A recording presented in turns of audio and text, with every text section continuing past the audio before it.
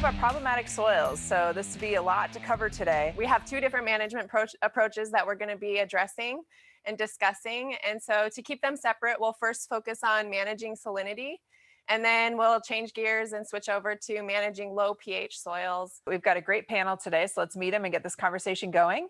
Let's start with our introductions with Naeem. My name is Naeem Kalwar, and I'm Extension Soil Health Specialist, and I work out of Langdon Research Extension Center. And Naeem, you've got a background there. It looks like some salty soils. Awesome. Next, we'll go to Claire. My name is Claire Keene, and I am the Extension Specialist in Cropping Systems out at the Williston Research Extension Center, so out in the far northwest corner of the state. Awesome. Thanks for joining us, Claire. And then we have Ryan out of Dickinson. I'm Ryan Buetow, NDSU Extension Cropping System Specialist in the far southwest corner of the state in Dickinson. So happy to be here. Thanks for joining us. And we're going to start by setting the stage today with a short video from the Dirt Workshop that we had back in December. And I think this one's with you, Naeem. We're going to see what you have to say about salinity and management up in that northeast corner.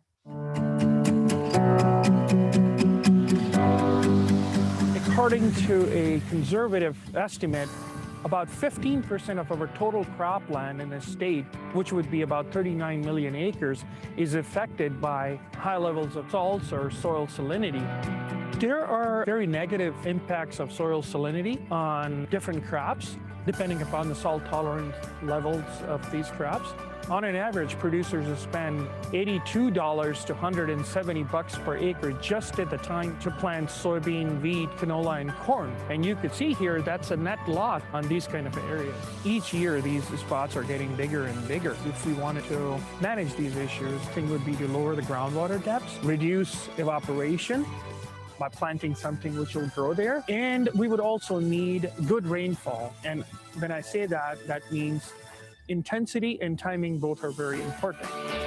There have been quite a few successes where we have been able to manage high levels of salinity or excessive water-soluble salts. I'll just give you one brief example. There is a farmer who farms slightly west of Langdon. And in 2012, I visited one of his fields, and he planted some alfalfa, and he also tried some annual crops in the past, but nothing would germinate. So what we did, we took some soil samples, analyzed those samples for soil EC, and then we planted a perennial salt-tolerant grass mix along with some alfalfa. Last year, a farmer took the grasses out, and this year, there's some wheat growing there. You won't be able to tell that that spot was actually affected by high levels of salinity.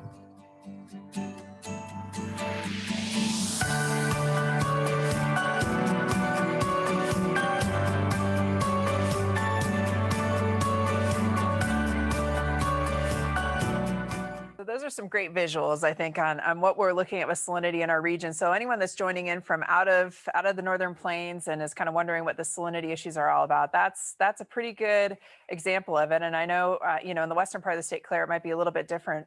But let's start maybe setting the stage with Caley. I'm going to ask you about, what are some of the underlying basic practices that could be used, or what do we need to be looking at for management of these areas? Yeah, so Naeem kind of alluded to it in his video, and the only way to manage the salts is to manage water. And so you have to think about where water is moving through the soil, and you have to kind of maximize the opportunity to dry out the rooting zone so that any kind of rainfall or snow melt can kind of percolate through the soil and carry those salts deeper beyond the rooting zone. And so we basically have kind of two general tools that we can use for moving that water. And I learned this phrase from a crop advisor who said we use plants or we use pipes. And so if you have the ability to install tile drainage, that's an option. And that again just kind of helps dry out the soil profile and drain it so that any incoming water can kind of carry those salts down deeper into the profile. But as you saw in the video, plants are also a really good option, and they're going to be actively removing water from that soil rooting zone, and again keeping those salts down deeper into the profile where they won't interfere with plant growth. So plants and pipes, that's as simple as it gets. Move the water.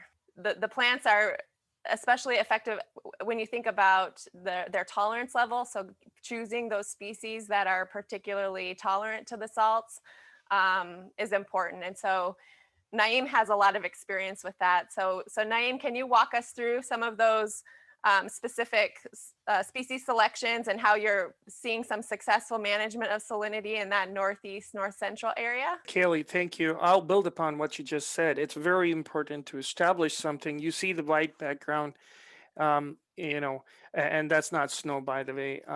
That picture I took in April 2015, these are all salts, salt crest. Number one step, in my opinion, should be to take soil samples from these problem areas in zones. And those zones could be created based on the severity of the issue and landscape. The reason for that is we often see the white salt crest, but we don't know what'll grow here. So sampling is very important. And the preferred depth for sampling for problem spots is 3 to 4 feet deep in 1 foot increments. And then the test to analyze the levels of salts or salinity is electrical conductivity. And I personally prefer saturated paste extract method. Once we sample and get the samples analyzed from the lab for EC, based on the soil EC, then it would be much more clear to us what should be established. Can we plant an annual crop? And we could have some annual salt tolerant crops like barley and oats. If we run out of those options, just like the spot you see in the back, then we would go for a mix of perennial salt tolerant grasses because they can grow no annual crop will survive. And not all perennial grasses are salt tolerant, but the mix we generally talk about, that mix is. And if we planted that mix, we have to either mow it, hay or graze it, because when we cut the top, roots will go deeper. The third thing I would like to emphasize, often salinity appears along the headlands because the pictures or the video we saw, because when we built these roads, we actually disturbed the natural hydrology of the landscape. So water just sits in those ditches and then it evicts up. If we establish something salt tolerant, and I would prefer perennial because often these areas have very high levels of salts, then those roots with time will go deeper and intercept that capillary water, which vicks up towards the higher productive ground. So maintaining that root is very important. So whether it's the headlands or infield ditches or the low areas or the wetlands, we have to have these buffer strips. And the last thing I would emphasize on the importance of managing water. And to me, wherever we could improve or enhance our drainage, whether it's subsurface or surface, I would say that we should use subsurface drainage like tiling as a last option. We should first focus on establishing a vegetative cover and improving surface drainage. So oftentimes these ditches don't even flow anywhere. Farmers can do a lot on their own to improve the flow of the water. So these steps, if we did that, we don't control the rain, but we could reduce evaporation and capillary water wicking up by establishing a vegetative cover. So I think these would be good tools, Caley. Naeem, you mentioned something about, with perennials and using those to manage some salinity. And Claire, let's go to you over in Williston. I know you have some work out there where you're managing some of those salts with perennial grass species. Yes, we have a saline seep on the Williston Research Extension Center dryland farm. The seep had started appearing in the early 90s, and it got worse for the better part of 20 years. It had years where if it was dry in the spring, they might be able to plant it. If it was wet, it stayed wet.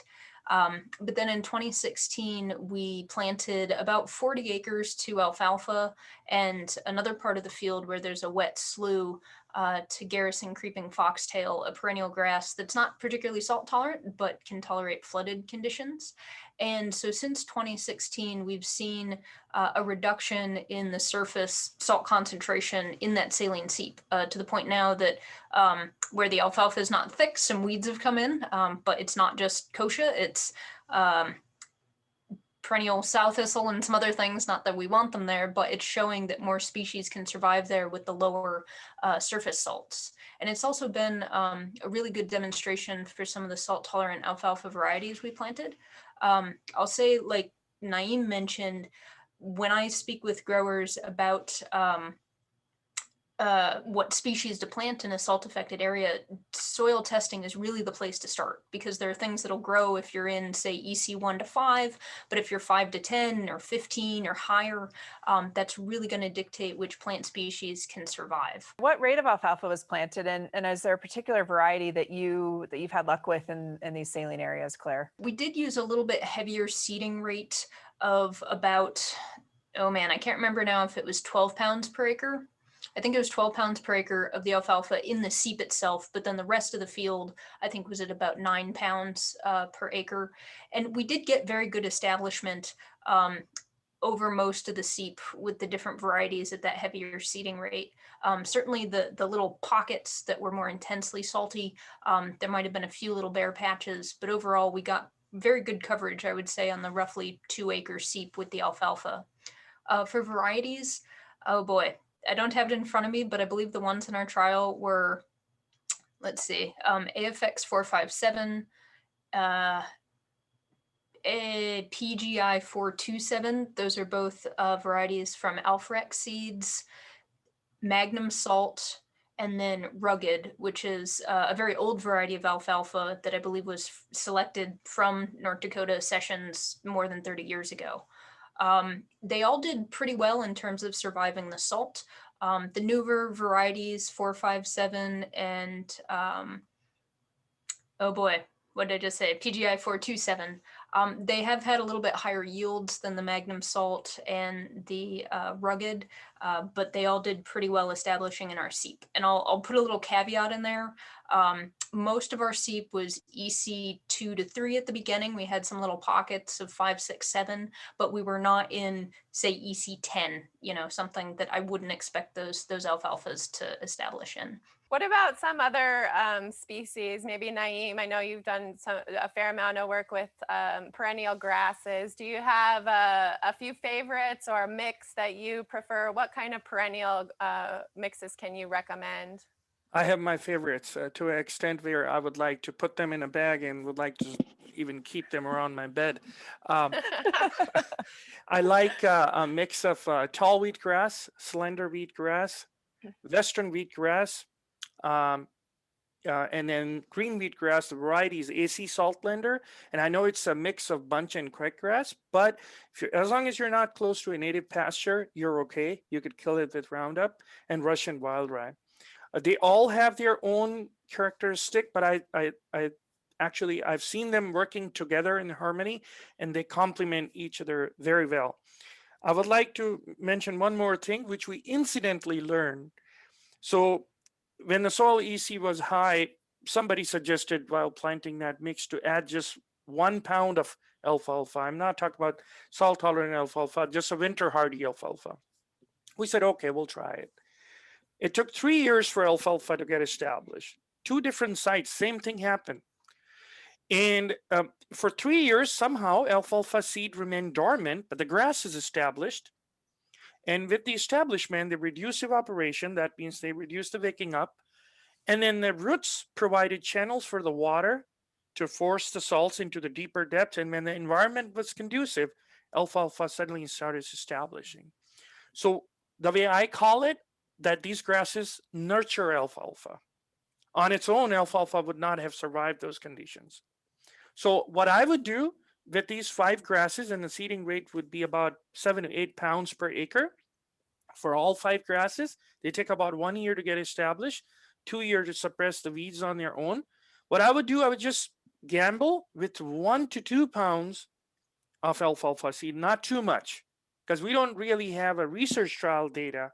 These were demonstrations, but they have worked twice, and same thing has happened. So I would say, yeah, if we spend 10, 15 bucks per pound of alfalfa, it's worth the gamble, because if alfalfa comes up, it will not only improve the quality of the hay, because these grasses could be hay.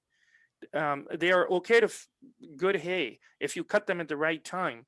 But then alfalfa also has a taproot system, so that would be very beneficial for soils. Is it essential to cut these perennials? And maybe Naeem, you mentioned that you need to hay them to keep using water. How often are you cutting them, or is it just, you're doing that based on how much growth there is, I'm assuming? If you're cutting it for hay, you could cut it easily twice a year. If you're just mowing it, I would emphasize that we need to cut these because when we cut the top, the roots go deeper to provide for the regrowth. And that's where the real benefits come in, because in the fall, for example, everything turns brown above the ground, but below the ground, we still have living root. And that's why in the spring they turn green. So I personally would prefer grazing, because then livestock can spread the manure and urine, which is great for soil health. Then I would go with haying, because it would provide some sort of income for producers, because on these spots they mostly have been losing money.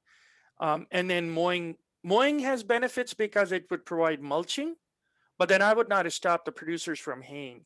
But I would say one thing, that it's very important to do one of these three things, not just let the grasses go to seed and, then we won't be able to get the best out of them. A question that we get a lot, I think, when we're talking about salinity is, how soon do you start to see some of these improvements in the soil? Are we talking about a 5-year plan, a 10-year plan? What kind of patience do we need to have with this process?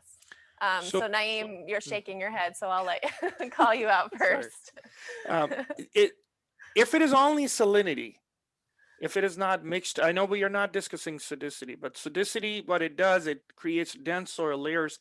So it actually makes the salinity worse, because water is not infiltrating through the soil, so it's not able to force or push the salts into the deeper depths. But if we discuss a scenario where there's only salinity, under good rainfall and good drainage, we could actually reduce the salt levels or EC levels drastically in 1 or 2 seasons. I'll give you one example. In 2014, when we sampled our Langdon REC tiling projects, say the average EC level saturated paste were 8 or 8.5 or 7, between 7 to 8.5.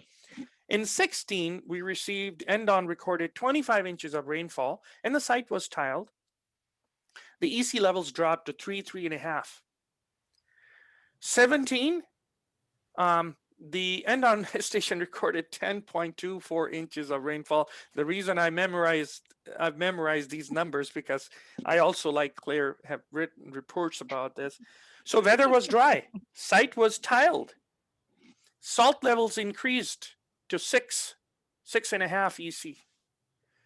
So the thing is, it's weather dependent. And also, like I said in the beginning, if you have other issues which makes the soil water infiltration very slow, so sodicity doesn't directly affect plants, but by virtue of affecting soil structure and soil particle aggregation and infiltration and porous space, it could actually make the salinity issue worse. So complex answer, long answer, I honestly do not know. Under right circumstances, salinity can go away way faster than sodicity. But if I have high blood pressure and diabetes, and if I like ice cream, that's not a good combination, But if I do not eat ice cream, I can lower my blood sugar quickly. So I would say that it depends, but salinity is much easier to deal with than, say, sodicity on its own.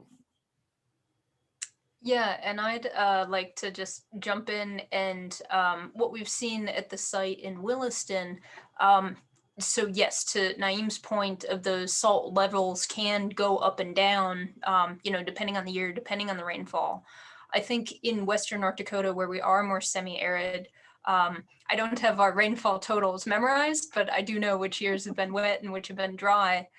So we established it in 2016. We saw a little bit of improvement in those ECs to 2017. 2017 was pretty dry, but with those 40 acres of alfalfa, we still saw a little bit of drop in the EC value in the seep. 2018, we had really good moisture, and I think really good for us is about 18 inches. And we did see a good drop then, and we were actually with ECs at 1 or below for that seep by 2019. So we saw, I wouldn't feel comfortable saying complete remediation of this seep, in roughly let's see, 16, 17, 18, 19. So 4 growing seasons. But it's now at a point where, yes, we could plant an annual crop again, but we know, because we have shallow groundwater monitoring wells at the site as well, that water table right under that seep is very dynamic. We've seen it drop, we've seen it rise, 3 to 4 feet in a season, just responding to how much rainfall we've gotten. So right now, I mean, we've had the alfalfa in 4 years, reduce that soil surface salinity to a point we could plant an annual crop. However, I think we'll probably keep that alfalfa in for another season or 2, try to draw that water down even more. But it's just been, a good lesson in that we know when we take that perennial out, there won't be that intensive water use again, and so the silts could come back. So I think it's kind of a dynamic long-term process. Caley, the short answer to your question, I think in Western North Dakota, depending on our precipitation, you can see improvement in 3 or 4 years if you get those perennials established and they're doing what they should. But if we were to have a couple of very dry years in a row, it could take longer. So I want to ask Caley a question here, because we've been seeing this picture behind Naeem too that looks just like a dead soil. And I'm curious, I know you've done some work in the biological part of salinity, and what are you seeing? Are these soils dead? Are they living? What's there? What do we need to think about for that? Yeah, so just like the answer to the previous question, it depends, which is our favorite answer when we're talking about agriculture and things that depend on nature, right? So those soils are not dead. We do see, a lack of vegetation. The plants are very sensitive to those salts. And we do see some different soil organisms that are particularly sensitive to the salts. For example, earthworms are a good example. They're just the way their body is, their skin is very porous, and they're kind of in very close contact with the soil chemistry. And so they're extremely sensitive to the salts, and we see them disappear at a pretty rapid rate along those salinity gradients. And so if you're looking for a biological indicator, as usual, we're recommending take a shovel out, look for the earthworms, and they can be a pretty good indication of salinity levels even before those white crusts start to develop. But when it comes down to microbes, the bacteria are extremely versatile. They're very diverse, and they have all kinds of tricks for surviving in harsh environments. And so we do see a little bit of a shift in the kind of the makeup of the community in these saline soils that might be a little bit different depending on that EC level, but they're still kind of in there doing their thing, living. The nutrient cycling might be a little bit less efficient, or we might have a lot more loss of nitrogen to the atmosphere just because of the water conditions. And so there are some differences, but we're finding surprisingly that a lot of these fairly saline, high salinity soils still have microbes in them doing just some different jobs than what we would see in the more productive parts of the field. Oh, that's good to know. That makes me feel a little bit better knowing they're not completely dead and that there's hope for it. And, going back to you, Claire, you said that you had some relatively low salinity levels when you seeded your alfalfa. And what do you do if the levels are so high that you can't even establish a perennial cover? What's your next step? Yeah, that's a great question. So saline seeps, they tend to have, their intense spots and their less intense spots. And so what I think about is sort of a bullseye management strategy, because it's certainly possible that you could have an area that's just so salty nothing will grow.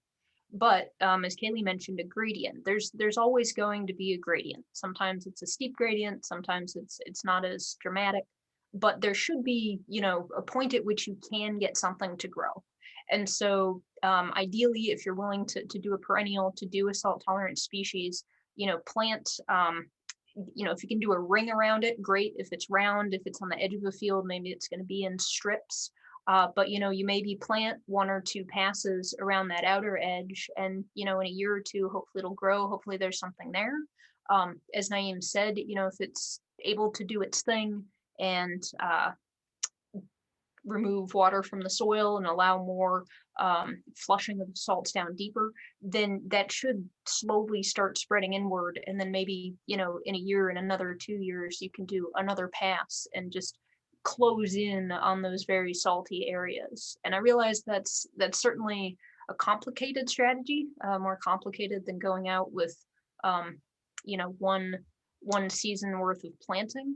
But certainly for a very large area, for a very salty area, I do think it's worth it because you're bringing that land back into productivity, and you're also preventing that area from taking over even more of your productive ground. I think that's another way we can start talking about it. It's easy to think that, you know, there's this seep there, there's that salty spot there, and you think about it as static, but they certainly have the potential to grow. If that water goes unmanaged and isn't being used either efficiently, think of it that way, or we're not transpiring it through plants, those spots can and do grow. And so I think it is worth the effort of getting something established around them to at least start giving them a boundary, limiting them. And then if you can, over time, constrict them, make them smaller. Is there a quick point you want to make before we move on to the next topic? I'm just going to emphasize the need to do something different with these spots. We just cannot just keep going over these spots with our planters, because we keep losing money, fertilizer, seed, our time, fuel, and these spots, just like Claire said, if we keep doing the same thing, they'll grow bigger with time. And I'll echo that. I think we need to do something different with them. You know, perennials, sometimes they're not for everyone. And so then, you know, can you grow barley?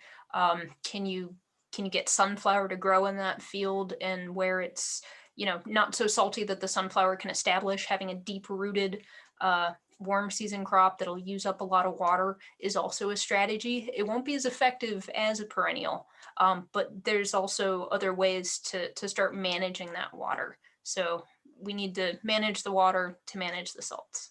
Really good advice. I always learn something new when I hear from Naeem and Claire about salinity. It's always good to get those perspectives. So thank you. So let's shift gears a little bit and start talking about managing low pH soils.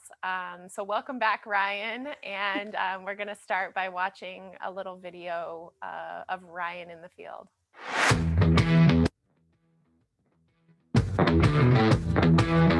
Here in southwest North Dakota, we're starting to see more and more of an issue with soil acidity or low pH in the topsoil, especially in long-term no-till where you're putting down large amounts of nitrogen over time. We're starting to see this in the top 2 inches if you've been applying surface nitrogen, or a little bit deeper down if most of the nitrogen has been coming on as anhydrous ammonia. So a typical 0 to 6 or a 0 to 12 soil sample might not pick up a small layer of low pH. Once the pH drops below 5.5, that changes availability of things like aluminum and manganese. So aluminum causes something called aluminum toxicity, and that stunts the roots of the plant and makes it drought stressed. So the best way to manage this issue is to fix the soil pH. So that would be done with application of lime. Our research is showing about 2 tons of lime minimum to really change that pH. Surface applied, it's not going to be a very quick fix. In the meantime, while you're waiting for that soil to change, there are some strategies and management tools that you can use to try to get through this issue. One of the most important tools is your crop selection. Things like hard red spring wheat have some tolerance, especially within certain varieties. Crops like oats, teff, corn can handle this low pH issue a lot better. And you're definitely not going to want to choose any type of legume. The legume gets hit twice as hard in these low pH conditions because not only are they being impacted by the root size, but acidic soil also impacts bacteria. That's how we fix our nitrogen.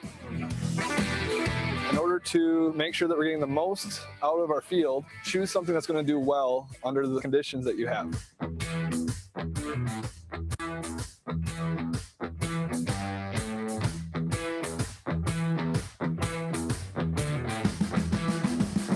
So Ryan, in the video you mentioned soil amendments, and can you expand on what you're seeing in your work with the on-farm trials in Western North Dakota with managing low pH soils? So this isn't really a new issue. Acidic soils have been around for a while. It's even a natural process in some areas, but ideally we want to replenish that buffering capacity of the soil. We want to put lime down. So remember, with lime, yeah, there is calcium in there, but the carbonate is what's really changing that pH. So we want to put lime down ideally. However, that's not always possible, whether just can't afford the expense. You know, a lot of these areas that have had acidic soils for a while, they have easy access to, uh, you know, lime, whether it's through sugar beet lime or a limestone quarry. Out here, we don't have that infrastructure set up, so access to lime isn't as easy for guys. There is some work out of both Oklahoma and Montana putting phosphorus in furrow with small grains. So, you know, when you have a pH that's below 5.5, not only does that aluminum become more available, but that aluminum also ties up other nutrients. One of those nutrients is phosphorus. Some other ones are things like calcium. But by putting phosphorus in furrow, you can kind of tie up that aluminum around the seed. And there's a study out of Montana. Clayne Jones and Rick Engel, they did some work. They put, you know, lime down, so you had a pH of 6.1, and they also had a field where the pH was 4.4. When they put 60 pounds of phosphorus down with the seed in Durham, they had equal yields in that limed 6.1 pH field compared to that 4.4 pH field. So we're seeing ability to basically have the same effect as a limed field. There's also some guys putting gypsum down as well as lime in furrow at smaller rates. We did some work in soybean, and we didn't see any response at 50 pounds of lime in furrow, but we actually did see a slight yield bump at 75 pounds of lime in furrow. There was no difference between the 75 and 100 pounds. I do want to repeat this because it was done in a year where we had drought halfway through the season, but luckily we had some rain at the end of the year. Again, this was soybeans. Soybeans are able to really compensate for moisture loss early in the season by really branching out later on. So usually when we see an issue in the soil, it's not one thing. So maybe we're seeing some other deficiencies. You know, sulfur also gets tied up by aluminum and this low pH complex. So there's a lot of things happening out there. Lime would fix a lot of that, but there's a lot of stuff that we want to look at. You know, there's even been some conversations about, well, if you got some dead trees in your windrow or your tree row, could you just burn those in a low pH spot? You know, wood ash does have a fairly high pH. Is that going to be a long-term fix? I don't know, but maybe that's one option out there. We're going to try a few different things, some different calcium amendments, and see what we can find this coming year. Trying to put things like gypsum in furrow, things like lime in furrow, hopefully look at some different biologicals.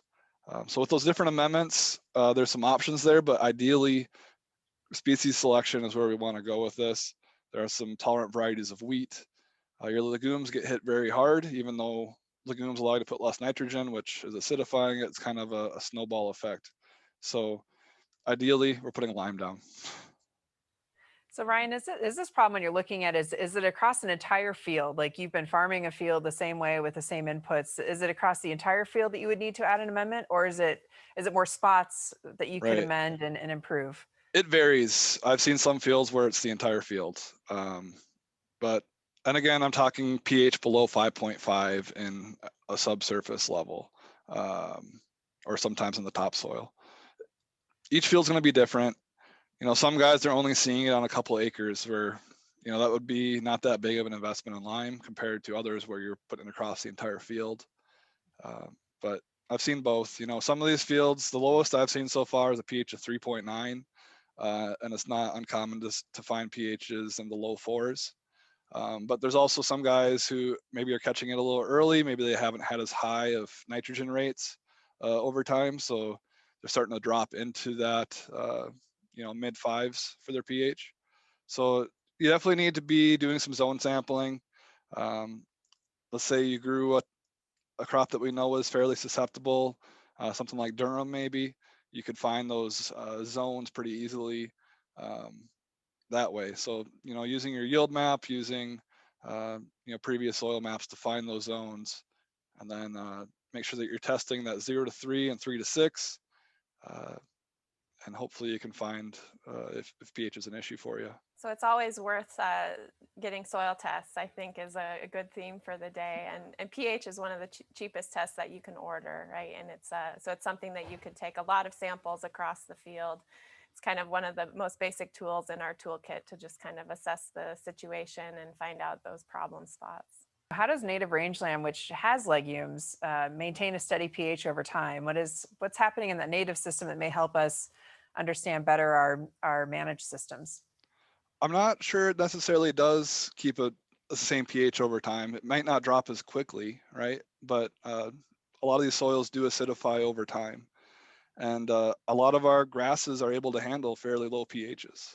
Yeah, and I would agree. So our non-crop systems, the rangelands, are certainly dynamic over time, but we aren't adding a lot of nitrogen fertilizer, which is kind of the agent that is really dropping those pHs very rapidly, and that's where you're kind of observing these extreme pHs in the 3s and 4s, which is kind of terrifying. But so those systems just don't have the same kind of manipulation that the croplands do.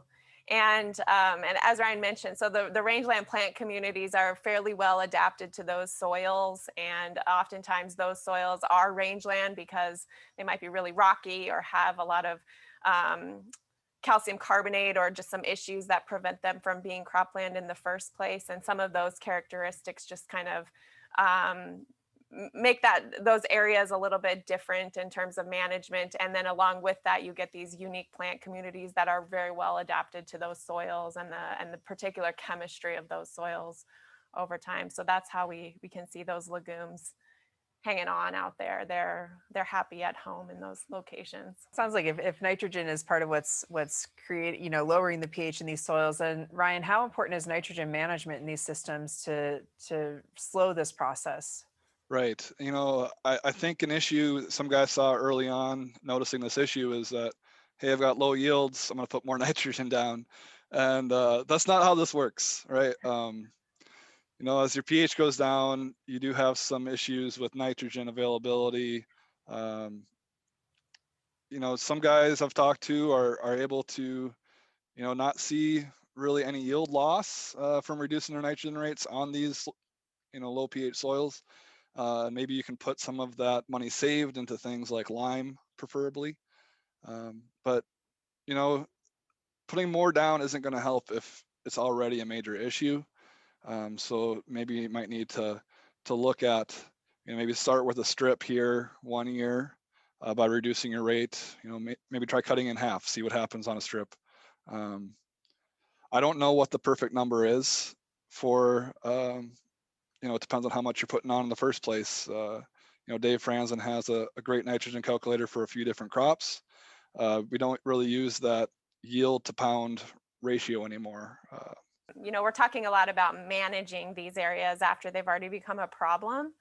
But maybe, we should be thinking about preventing this drop in pH from the start. And that's sort of a good strategy too, to keep in mind for some of these areas. So are there preventative actions that people can take or keep in their mind about preventing these drops in pH? And then are certain soils more susceptible than others?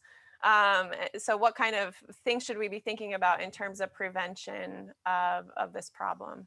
We first really started to notice this around the headlands of the fields where people were maybe turning around. Maybe they're getting double the rate of nitrogen in some of these spots.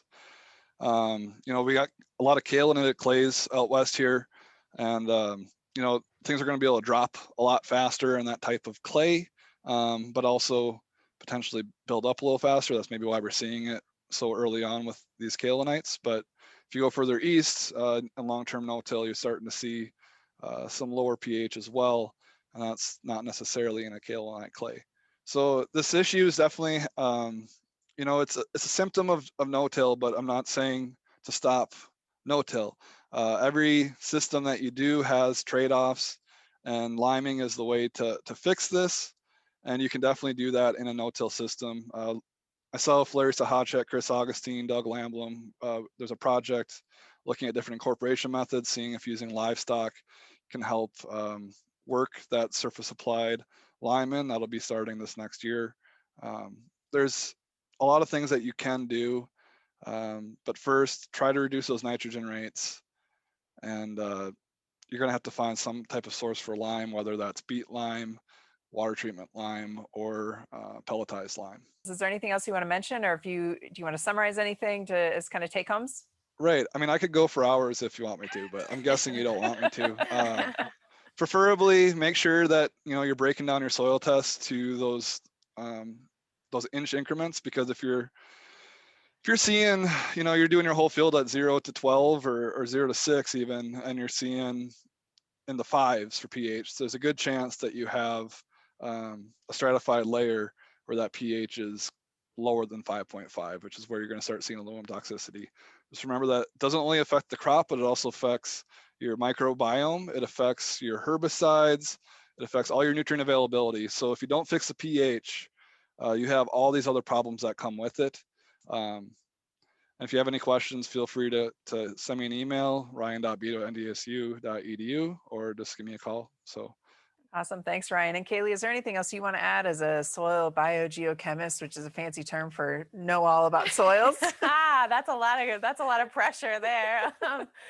No, I mean, I think Ryan just really summarized it well. So pH, we call it a master variable when we're talking about soil chemistry, because it is such a strong control on so many different processes and properties in the soil, whether it's for fertility chemistry, for nutrient uptake for plants, or those aluminum issues or other heavy metals that become toxic at those extreme pHs. And certainly lots of biological effects, just because it's just such an important chemical property that kind of controls so much of life, and plants are just a good representation. When I think about pH problems in the soil, I'm typically thinking about plants being harmed more than anything, even though, again, sort of with the salinity problem, we probably see shifts in the communities below ground and some different functionality in those low pH soils, maybe more inefficient nutrient cycles and that kind of thing, but they're still alive. They're just doing very different jobs. But the plants are really a really good indicator, because they're so directly affected by the pH, but then also those kind of cascade of effects through the chemistry and the biology. And it's like a triple header for the plants. They're up against a lot of battles in these low pH soils. So yeah, I think the advice and the whole ecosystem kind of approach to managing this problem is really essential. We are going to come up with our Tech Talk segment with Andrew from Calcium Products. My name is Andrew Hoiberg. I'm with Calcium Products. We're a manufacturer of pelletized limestone and gypsum, located in central Iowa, with facilities up in northwest Iowa, and we do some work up in the Dakotas as well. So obviously not as well versed as the other panelists here today with the geography, but certainly an area where we've spent some time and done some work. I'd like to maybe start off with, since you're in Iowa and you've been working with low pH soils, it sounds like in multiple locations and probably some other problematic areas too. And what kind of successes are you seeing in this region when lime is being applied? The biggest success that we've seen, outside of kind of the traditional application of liming products to adjust the pH and take care of that master variable that was previously described, and some of the information Ryan had there. What we've really tried to focus on as a company here for the last several years is to get people to think a little bit more proactively about their pH management. And so we talk a lot about correction of pH in the grand scheme of pH management, but one thing we've really tried to focus a lot on with our growers and our dealers is to get people to think more about the maintenance of the pH versus the correction of it. So we tend to think about pH in these applications that happen once every 5 or 10 or even more years, in these areas that don't traditionally have pH issues that are starting to crop up more and more. But we really think more so about that nitrogen management and how much nitrogen are we putting out, how much acidity are we creating with that nitrogen management, and then can we use that type of data to think a little bit more proactively and put out more frequent lower rate applications of liming materials to help offset that acidity in real time, and sort of not let things build up into a grander problem, and really be more proactive about this and maintain that optimal yield environment, not only for the plant, but for the biome that exists down there, that's been previously discussed as well. So I would say that's really the one area where we've seen a lot more success, is trying to think about this more proactively and as a more frequent type of application basis. Yeah, so that sounds like a really good strategy, especially because we know, the increasing the pH after it's gotten so low is really a big mountain to climb. So, so that maintenance sounds to be really important in the prevention management. But in those cases where you do have a really low pH and a problem to address, what kind of expectations can you have for amending that pH?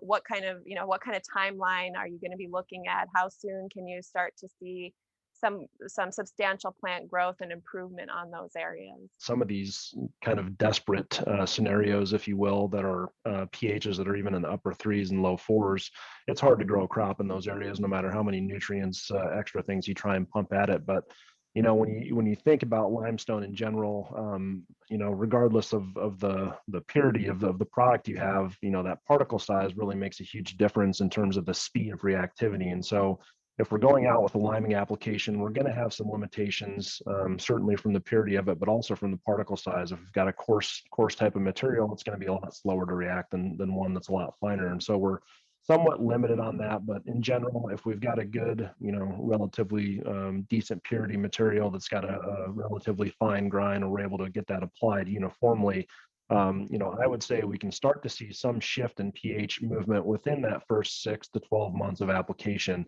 Generally speaking, a lot of the research that's out there that's looked at this in the past looks at the peak reactivity for most agricultural liming, so ag limes, for about 24 months after application.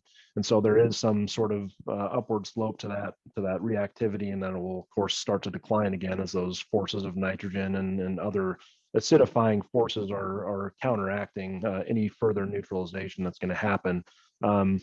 In terms of plant growth, you can certainly start to see those, if you can get a fall application in and get that incorporated and start to get some of that reactivity occurring prior to the next cropping cycle, the next spring, I would certainly say that you should start to see some results in the improvement of that pH environment, and also the crop response, and all the other benefits that go along with it within that next season of application, unless you're in a very dire situation where, the pH is in one of those sub 4 environments, let's say, and then you've got a legume that you're trying to grow, something that's severely affected or not very tolerant to low pH.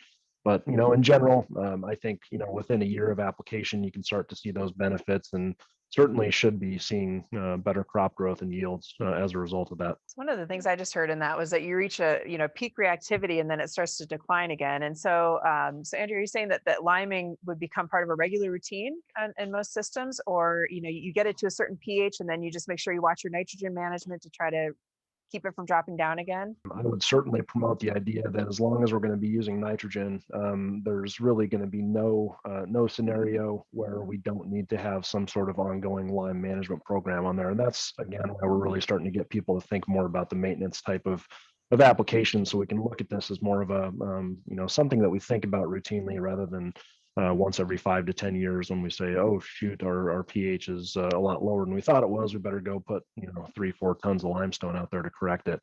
And so as we get to that level of peak reactivity, that's exactly where we think people should start incorporating those lower rate, more frequent applications to offset that nitrogen. And of course, in Iowa, where we do see a lot of continuous corn, that is very rapidly acidifying the soil. And I suppose the same type of thing where you're doing a lot of wheat growing with high nitrogen rates as well in the Dakotas. So yes, absolutely. I think it's something that needs to be an ongoing input for cropping systems. Sounds like some of the tools available are, in addition to sort of a variety of crop selection, certainly amendments, but are you seeing that people are using these amendments as sort of by stacking them with other management practices, good nitrogen management, maybe species selection, or maybe even adding in some cover crops or perennials into the rotation? Do you think that stacking those tools in that way kind of accelerates the recovery of the pH or stabilization? Are you seeing those amendments just as a tool in this whole toolkit? When we kind of take a step back and maybe shift our focus off the continuous monocropping systems and look at cover crops and different things that promote soil health in general, crop rotation, some of those kind of things. Absolutely, I think that we can sort of press the pause button on how negatively we're affecting the pH with that nitrogen. And there are natural forces that are going to contribute to low pH as well, but by far and away, at least from the research that I've done, the nitrogen is the biggest contributor to that. And so if we do look at things that are going to be more beneficial for the soil health in general, then yes, you certainly can have a greater layered impact on not being so negatively influenced on the pH. And so doing things like crop rotation and cover cropping, and promoting things in the soil that don't need nitrogen to get us the highest yield we're looking for can certainly help. Our soils in this region have high lime already, so it is a great amendment if needed, but that also the soil testing is really key. And so combining that preventative management that you're mentioning, Andrew, but then also the soil testing to really understand your problem and what you need to do to get to a certain productivity level or certain pH is pretty critical. And so we want to make sure, Andrew, is there anything that we missed for you that you want to cover as far as amending low pH soils before we round out this program? Just to tag on to that final point that you made there is, using soil testing and using the precision tools that we have available, the variable rate tools that we have available to us is a huge advantage that we have in terms of managing pH versus, how it was 20 years ago. And so utilizing variable rate platforms to get those liming applications out where they're needed rather than, doing a full scale thing, saving money, being conscious of all the things that are going on out in a given acre, I think are very beneficial. And another thing, combined with the maintenance and precision, I think can really give us a good management tool moving forward with pH.